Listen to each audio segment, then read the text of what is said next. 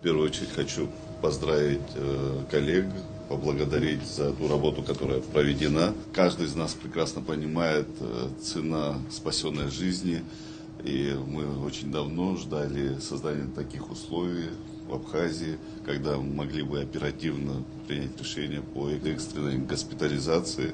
Я уверен, что это спасет жизни многих сотен наших соотечественников. Это очень важная работа. Пользуясь случаем, хотел бы поблагодарить наших российских коллег за поддержку.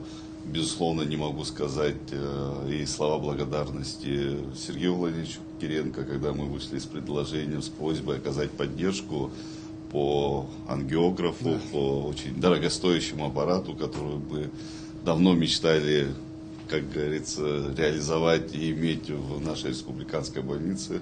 Он поддержал этот проект, и спустя несколько месяцев мы можем с гордостью отметить, что такого рода центр у нас открыт. Благодарю Министерство здравоохранения Российской Федерации, Министерство здравоохранения Республики Абхазия.